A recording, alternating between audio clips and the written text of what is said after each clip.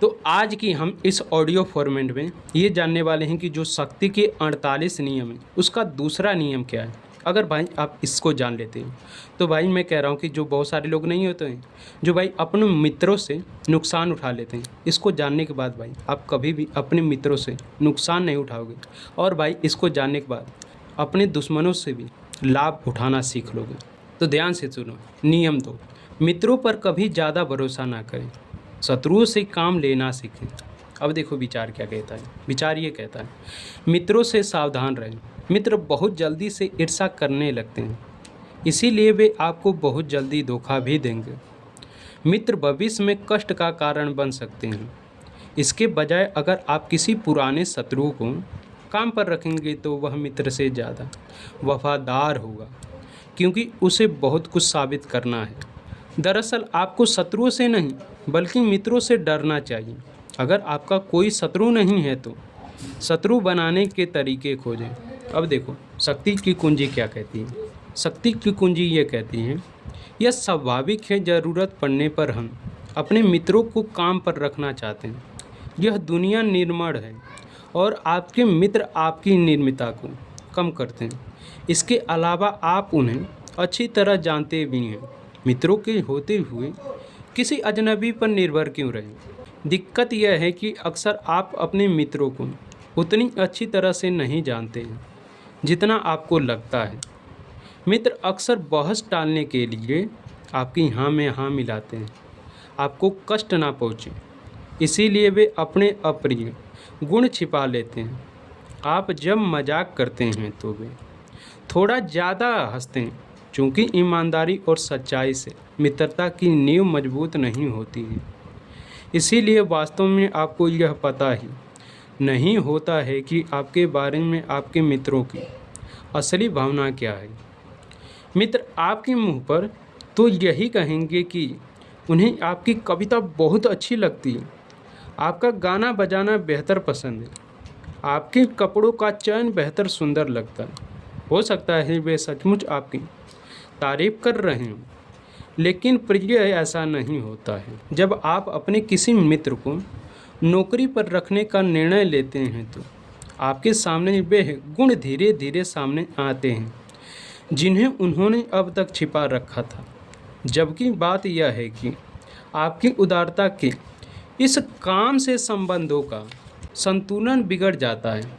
सभी लोग यह महसूस करना चाहते हैं कि उन्हें यह अवसर अपने दम पर मिला है, इसीलिए आपका एहसान उन्हें बोझ की तरह लगता है। वे जानते हैं कि उन्हें योग्यता के कारण नहीं बल्कि मित्रों के कारण नौकरी मिली।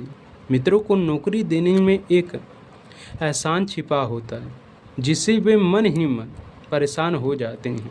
मित्रों का प्रयोग करना या उन्हें नौकरी पर रखने में समस्या यह है कि इससे आपकी शक्ति निश्चित रूप से सीमित हो जाएगी। बहुत कम मामलों में ही ऐसा होगा कि मित्र किसी काम के लिए सबसे योग्य व्यक्ति हों और आपकी मदद करने में सबसे ज़्यादा सक्षम हो। अंतिम विश्लेषण में योग्यता और क्षमता मित्रतापूर्ण भावनाओं से ज़्यादा महत्वपूर्ण होती है। कामकाज की सभी स्थितियों में लोगों के बीच थोड़ी दूरी होनी चाहिए। आप मित्र बनाने की नहीं बल्कि कोई काम करने की कोशिश कर रहे हैं, और मित्रता चाहे सच्ची हो या झूठी इस तथ्य को ढक देती है। शक्ति की कुंजी यह है कि आप में यह मूल्यांकन करने की क्षमता होनी चाहिए कि आपको सबसे ज़्यादा फायदा कौन पहुंचाता है। दूसरी ओर आपके शत्रु सोने की ऐसी अनछुई खान है जिसका दोहन करना आपको सीखना चाहिए। नेपोलियन का विदेश मंत्री टैली 1807 में इस निष्कर्ष पर पहुंचा कि नेपोलियन फ्रांसीसियों को बर्बाद करने के रास्ते पर ले जा रहा है, इसीलिए उसके खिलाफ विद्रोह करना चाहिए। टैली सम्राट के खिलाफ षड्यंत्र करने के खतरों को अच्छी तरह जानता था। उसे एक साथी की ज़रूरत थी। उसने सोचा इस तरह कि अभिनय में वह किसी मित्र पर भरोसा नहीं कर सकता। उसने खुफिया विभाग के प्रमुख फोको को चुना जो उसका सबसे बड़ा शत्रु था और जिसने उसकी हत्या करने की कोशिश की थी। वह जानता था कि उन दोनों की पुरानी नफरत के कारण भावनात्मक समझौतों का अवसर मिलेगा।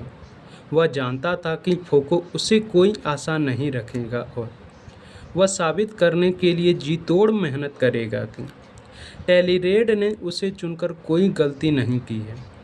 जो व्यक्ति कुछ साबित करना चाहता है वह आपके लिए ज़मीन आसमान एक कर देगा। अंत में टेलीर यह जानता था कि फोके के साथ उसका संबंध आपसी स्वार्थ पर आधारित होगा और मित्रता की व्यक्तिगत भावनाओं द्वारा दूषित नहीं होगा। उसका चुनाव सही साबित हुआ। हालांकि वह नेपोलियन को सिंहासन से उतारने में सफल नहीं हुआ।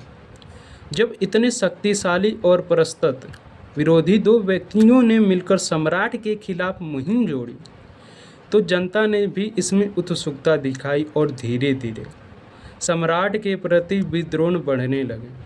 टेलीरेड और फोके के बीच सुखद कार्यकारी संबंध बने रहे। इसीलिए जब भी मौका मिले अपने दुश्मनों के प्रति दुश्मनी को दफन कर दें, उसे अपनी सेवा में रखने की कोशिश करें।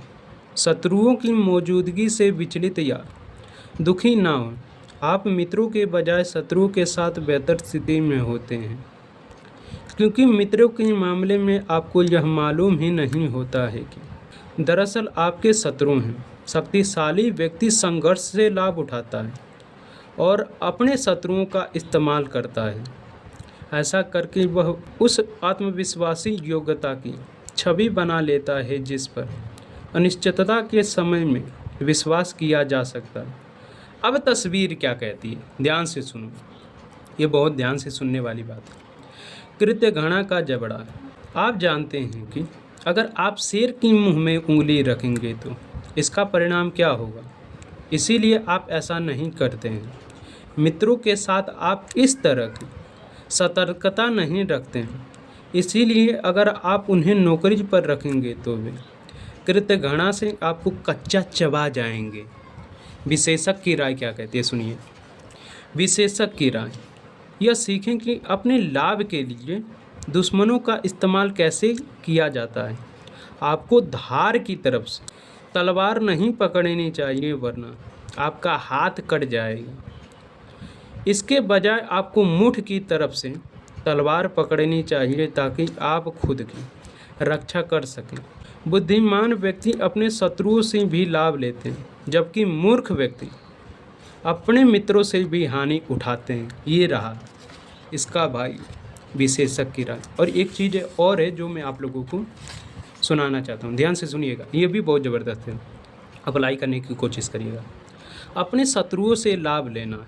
सम्राट हीरो को एक बार उनके एक शत्रु ने बताया कि उनके मुंह से बहुत बदबू आती है।